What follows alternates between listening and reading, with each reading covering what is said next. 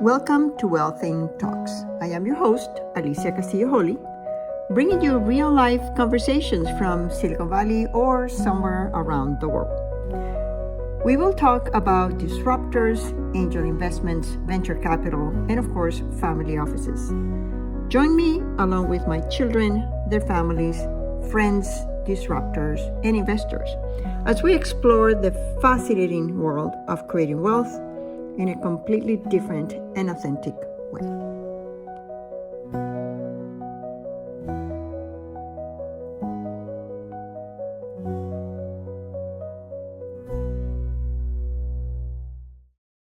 Hello, everyone. It's such a pleasure to have Oleg as a guest today. Oleg, thank you so much for being with us. Thanks, Alicia, and thanks for inviting me. Okay, That's a pleasure. so we met a few months ago, and we very active investors in space and other things. Thank you for introducing me to some of the deals, and it's just such a pleasure every time I talk to you. So I'm very, very excited to bring you to our conversations. What are you doing now, and how did you get to do that? Right. Yeah. So that was pleasure for me also to meet you and also share you also shared a lot of deals with me. That's very helpful. Myself, I'm a general partner at Beyonders Ventures. So that's the early stage VC fund focused on energy, space, robotics, and compute. We invest mostly between seed and Series B stages. And yeah, we believe that we invest in technology that will define the next decade of technology development. And I think we live in quite a special time. Of course, every generation says that, but I think, with the kind of growth that we have today, technologies, I think that's quite remarkable. But yeah, about myself, I'm happy to give you some backgrounds.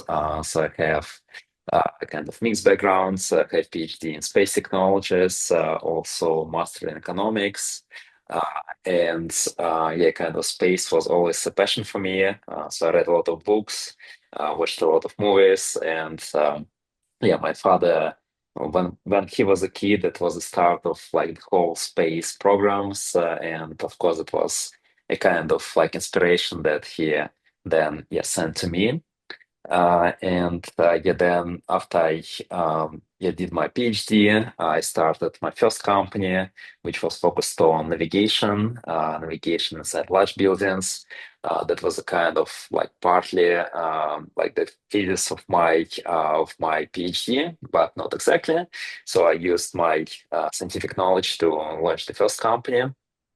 Then I exited this company in 2018, then started the second company that was focused on the intersection of space and climate.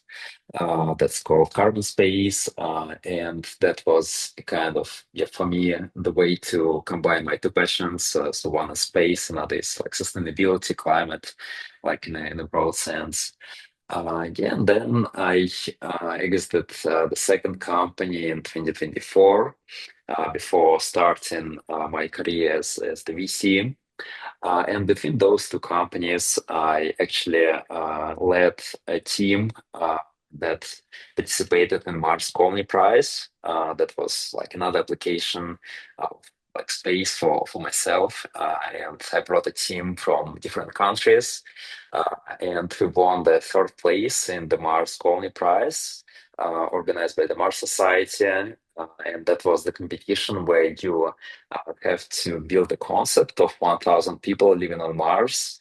So how the economics should work, what technology should be, how the like governance should be structured. And that was a quite inspiring experience. And then I think that's what we built in 2019 from the standpoint of technology stack, then we brought into our thesis of our fund. And of course, we are not investing like in Mars technologies right now because it's a bit like longer term. But clearly, every company that we invest in, if you imagine, they have some applications like in space or on Mars, building some part of the infrastructure, like building robots that can help us build this Mars colony. And yeah, that was a kind of yeah the journey for me until yeah that time. And yeah, now we run this like fund focused on this new decade, next decade investments. And I think yeah we do quite a nice job, and also yeah enjoy kind of the so I basically work in the USA and live in Spain. So my family is in Spain, and that's a kind of yeah, interesting combination because yeah you can have yeah like both exposure to both worlds on both sides of the ocean.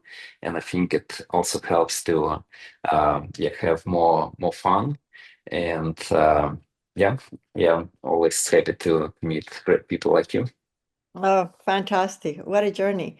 So I've always been fascinated by space. I just wrote about it, being a little kid in Venezuela where I grew up, just looking at the sky and thinking, why are we here? How did we get to be here? I think when my kids were little, I remember talking to one of the teachers in kindergarten, and you have a little kid too, but they're not there yet. My kids are, and even my grandkids are older. Actually, Mm. my granddaughter, one of my granddaughter turns 11 today. And Oh, I remember, congrats. yeah, yeah, she's in Australia, but I'll say hi. But I Mm. remember, yeah, I remember the teachers told me kids are fascinated by two things, dinosaurs and space.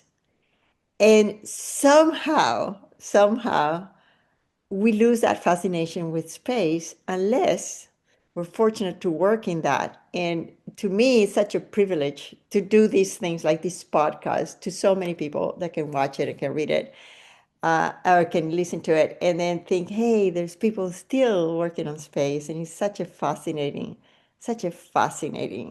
area. What do you think it's a future like for us in space? Yeah, yeah, that's a great question, and I've been thinking about it a lot. As you can imagine, I think that now it's getting more clear than before. So clearly we have like commercial new space, a lot of commercial companies that basically run the agenda these days. So it's not governments anymore, at least like in the USA, like and in Europe, it's mostly commercial companies. Uh, and I think that we now see a kind of new space race. Now it's mostly the USA against China, a lot of competition here. And I think it's good for technology progress, right? If you look at it yeah, from the technology standpoint, because clearly when we had Apollo program, we've got a lot of new inventions that we use now in regular life. And I think that this new space race will also bring a lot of new inventions and innovations that will improve our life here on Earth. But yeah, thinking about space, so we can think about different horizons. So right now, everything is happening in low Earth orbit. We have Starlink, like telecommunications that we use. So we, of course, have launchers. So the launch cost went down significantly, and that's basically opened the arena for many more companies to provide services there. And then we're yeah, talking about like a lot of Earth observation satellites, and we're talking about orbital data centers. I think that will probably happen, maybe not next year, but overall, it makes sense to have compute there because you have like unlimited energy, and you don't have limited space as we have here on Earth. And then I think the next frontier would be the lunar economy. So on the moon, we can get to like a lot of things. We can use regoliths to build new solar panels. We can use energy to to extract water, extract ice and produce water, and then hydrogen and oxygen that can be used as a fuel. We can mine some precious metals on the moon because some asteroids just yeah, fell down to the moon. I think we can still find some nice areas where we can do mining. And then finally, I guess we can built a lot of infrastructure on the moon for like Dyson Swarm or whatever you call it. So the like spaceships that then can produce energy, can store the data centers, and we can build even like mass drivers on the moon. Basically, kind of railroad that goes in the sky and just use the electric like uh, like electric engines to basically move it into space without any fuel. And we can build a lot of energy compute out there. And then the next frontier would be like Mars and the asteroid belt. And Mars is the kind of like area where we can uh, build almost self-sustaining colony because there are like almost all elements that we have here on Earth. So we have them on Mars. We can grow food there. The gravity is not great, but at least it's much better than on the moon. And then it's much better logistics to the asteroid belt from Mars than from Earth or even from the moon. So we can basically mine asteroids. We can bring a lot of resources from asteroid belt. So we don't need to mine our Earth anymore at this scale. But that's kind of like even longer term. But if it goes well, so at some point we you will be able to produce most of the like mine most of the resources and produce most of the energy like out in space, and that I think will make our life even better here on Earth. Wow, it shows that you know the technology because you speak about that and I said, oh yeah, I met a company that did that, and I met a company that did that. But to put it all together, it's so refreshing to see an investor that knows the tech because it makes a complete difference. So thank you for that. Is there anything that you have learned in this journey that you didn't know when you were younger? Like if you were, and it could be personal, actually, it would be better if it was personal. If you were to Mhm, write your teenage self a letter saying, hey, now I am, I don't know, 10, 15, 20 years later, and I actually learned this in this journey that I didn't know when I was young. What would that be? mhm. Yeah, I think a bunch of things, and I guess like if we start on the still on the professional side, I think it's probably better to like if you are an entrepreneur, it's better to startups in the USA just because the ecosystem is much more dynamic than in Europe. And my company was a bit more focused on climate, so probably like in Europe that there was like a lot of tailwinds for this company. But clearly, like the access to the capital and to the market is much better in the USA. So if you are an entrepreneur and you want to build some big companies, it's probably easier to do in the USA. It's not easy, but I guess just the ceiling is higher in the USA. And then if we're talking about some other things for like from the entrepreneurship perspective, clearly like your co-founders and your investors are super important, right? And it's not always money that decide; it's the way how you like work with people, and like in many cases, it's a kind of the exit that we see from the company is how we build it and how we started and how we raised all the funds. And finally, I think it's important that you should also think about momentum, right? Because clearly, if you look at the like policy shifts, then climate was super popular like 3 years ago. So now it's not on the agenda, at least in the USA, right? So it's a kind of like a lot of cycles, and like you need to adjust yourself to the cycles.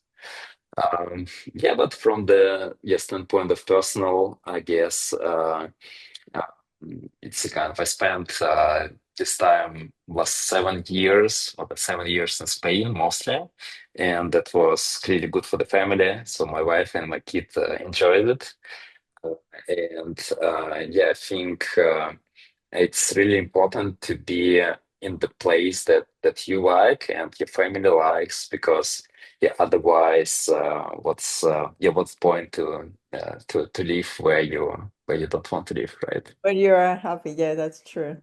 Yeah, sorry Yeah. to interrupt you, but I've lived in many countries and I can move, oh, maybe I like to do this. Maybe I like to move there. So uh, it is really important to be happy, to work for that and say, hey, yeah, yeah. Do you think you're going to stay in Spain or you're going to keep moving Spain, US or? Yeah, we'll keep moving. We're actually thinking about moving to the USA, and I think yeah, it's again about timing, right? So I think now it's yeah, one of the best times to invest in deep tech, to build deep tech companies. And yeah, I think that yeah, California is definitely the best place these days, because of the Silicon Valley legacy. That's yeah, always the top. But now, if you look at like LA, it's a kind of like concentration of all like deep tech companies, mostly space tech. So all the like headquarters of the largest companies are there in space, at least. Of course, you have Texas, you have Florida to some extent, but still the largest concentration is in California. Wow. I'm going to have to interview my friends in Florida who are trying to get up space. But, the interesting thing about space is it's the new frontier. And how do you think we're going to manage that as international society? Because that's a conversation I have a lot with people that invest or people that have found companies in space. How do we create a new frontier where we have some shared values? There's still a lot of unregulated issues. Do you have any thoughts on that? Yeah, that's a great question. I think that yeah, you can think about all these like potential conflicts that may happen, and I think they will happen to some extent. But I think that overall um, like as a civilization, we're smart enough to deal with these conflicts. And if you look at, for example, like what happened to the national seabed or to Antarctics, right? And then we found the framework how to deal with the like territorial challenges, how to deal with the like resource extraction, and I think that yeah, the moon is a kind of like next area, like next continent that we will yeah, think about, and uh, of course there will be a lot of competition to get the best places on the moon, and that's mostly like South Pole, where you have more water, at least confirmed water, uh, and you have like eternal sunlight. If you yeah, put the balance like on the right slope, you can generate energy like 24/7. And then, of course, there will be like a lot of competition for the South Pole.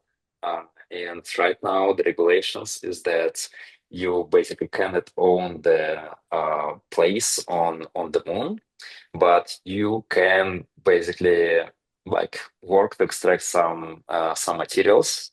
And at least in several countries, including the USA, Luxembourg, and some others, if you basically mine some materials on the moon and you brought them back, then you basically can own these materials, or you basically can own them even on the moon.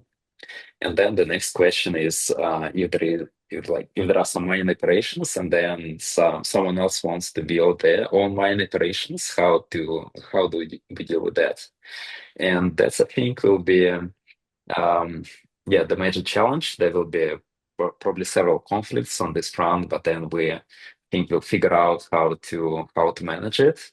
But yeah, it will be like a lot of fun. And yeah, on Mars it will be again another fun because you don't have uh, just direct, you don't have a quick communication link to Mars, so it will be even more remote. So you cannot actually enforce any kind of legislation on Mars.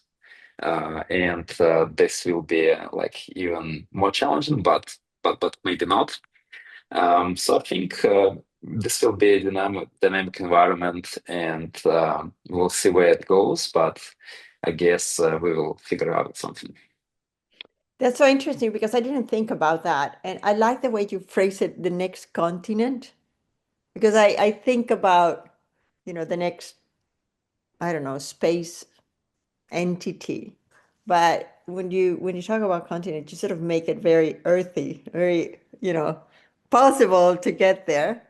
And this is so interesting because there's a lot of details that I didn't know, even though I'm investing in that. And when we talk about space, well, we're talking about space, but we're also talking about the moon. We're talking about bodies that exist there, and asteroids, and how to make and probably that has to do with your climate focus when you started the company, is how do we make it better and more efficient, but also better for everybody, not just extraction. Um, I wonder. I grew up in Venezuela, which was a colony, and we had native Venezuelans. Actually, my grandfather wrote a dictionary to talk to the people in the delta of the Orinoco River because they saved his life at one point. He escaped when he was a kid. Well, he thought he was a grown up, but he was 11 or 13. I don't remember exactly. He escaped because we had a dictatorship, and he escaped, lived with the Indians, and then they took him to Trinidad, where he settled, and that's where my dad was born. But what was interesting is, as humanity, we have a history of moving and discovering places, but we're colonizing another society. We're not colonizing the land, we're colonizing another society. And it would be interesting to explore these from probably an anthropological perspective. How do we deal with colonizing, or settling in other spatial bodies where there could be life, we don't know, but there's no known humans there. And I think that's also another frontier of discovery and exploration and settlement.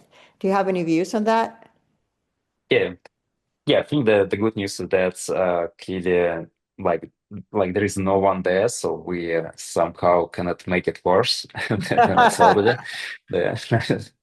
So in this sense, I think it will be yeah, hopefully a bit different. And I think what's important is that, like right now, all these like resources that are there, they are just like raw materials, right? They are not resources until we have technology to like to manage them, right? And in a sense, when we explore the space and we build colonies, we basically generate new like livable space for people, right? Or so we basically expand our scope without like hurting anyone. And I think that's a kind of way to think about that. Yeah, when we can like use raw materials and turn them into the resources, that's a kind of like win-win for yeah for everyone. Even if like one company is benefiting from this, then like through taxes and so on, it benefits other people here on Earth. And yeah, clearly, like creating like multiplanetary species from our like humankind, that's important for different reasons.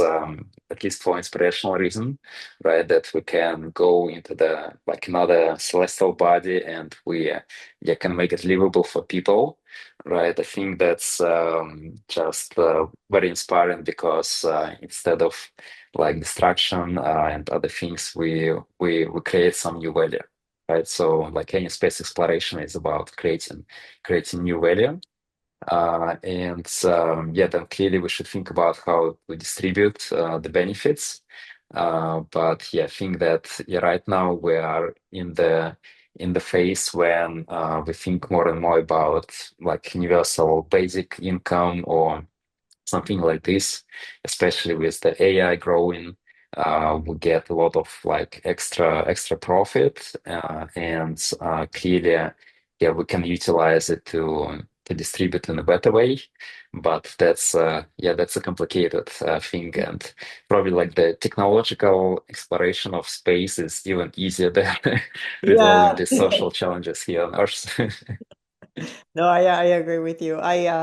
I started my career studying plants and genetics, and then I continued moving, and then eventually I got to working with humans, and I was utterly confused because I said, a plant is not going to stretch itself.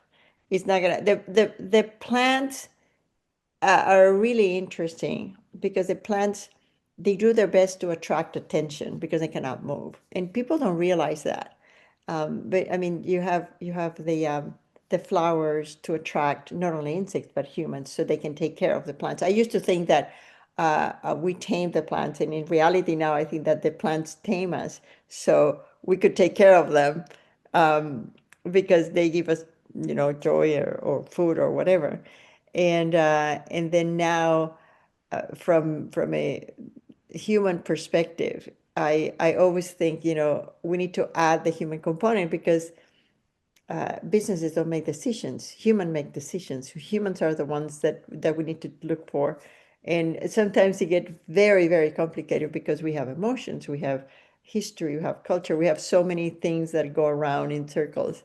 And sometimes we don't know. Like the more I age, the more I know that I don't know. But it's not just the technology. Technology is the easy part.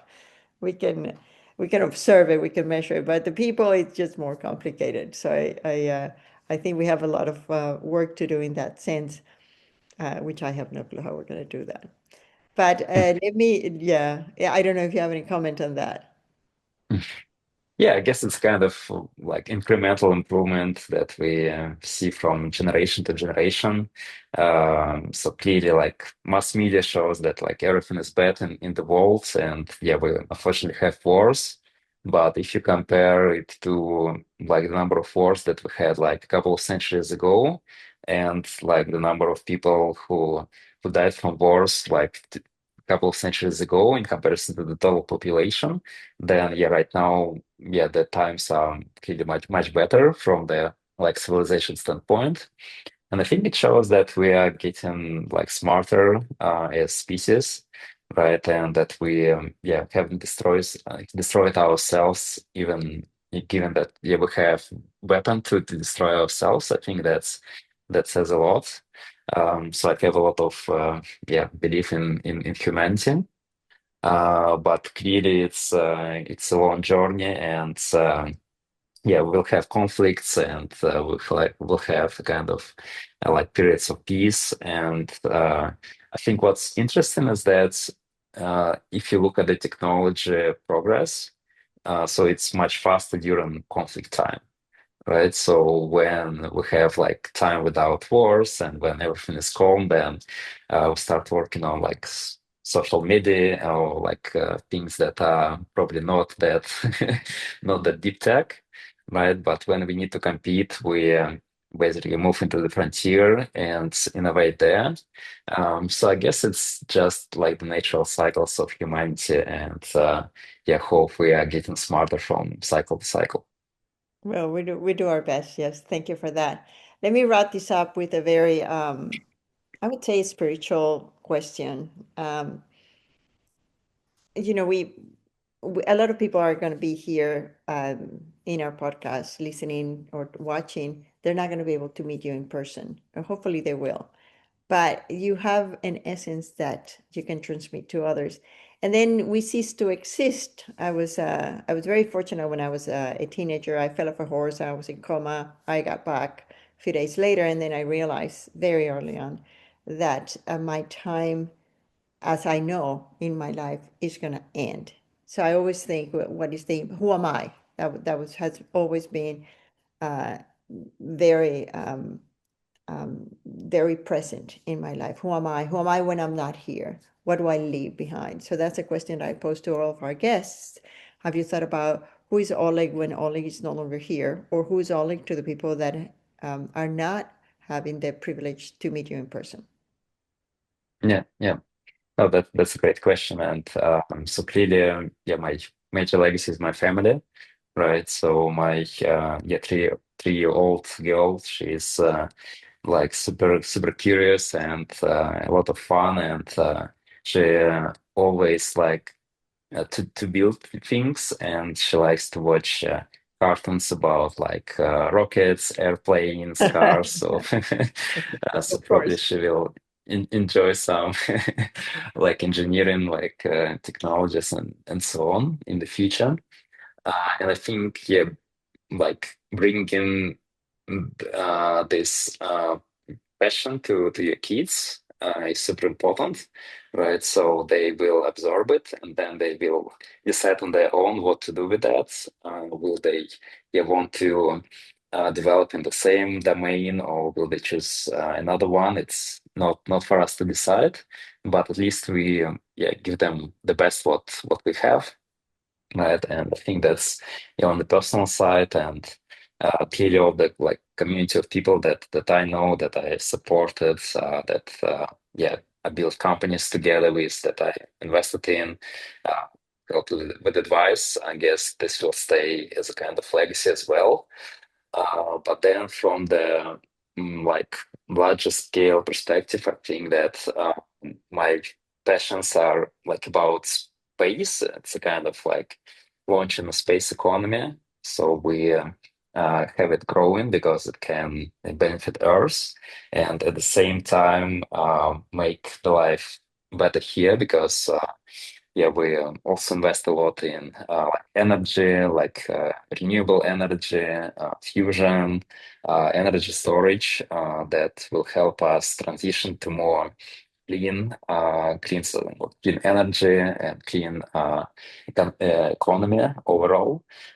So I think these two combinations, like improving the space economy and like making the transition to like more technological future easier here on Earth. That those are the things that I want to contribute to. And yeah, hopefully my fund and my activities will bring its share to this like knowledge and progress.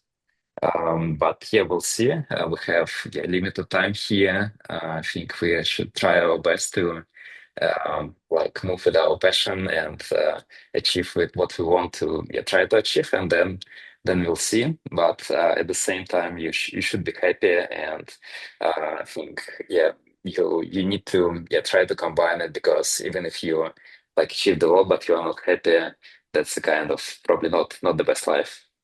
Yeah, yeah. Well, you started with happiness. You started with, well, I live in a place that makes me happy. So that's a good balance. Do you think you will keep being an investor? Do you think at some point you will go into the operating part and start another company? Because you're starting your second fund right now, right? We just launched the first one, so we'll see when we launch the second fund, right? So it's still to be decided. But yeah, so I launched the one fund. I think it's very interesting. I mean, when you are an entrepreneur, you understand some specific domain very deep, right? So that's your edge. But for an investor, you need to understand a lot of things, probably not that deep, but like the breadth of like what you understand is much larger. So we'll see how it goes.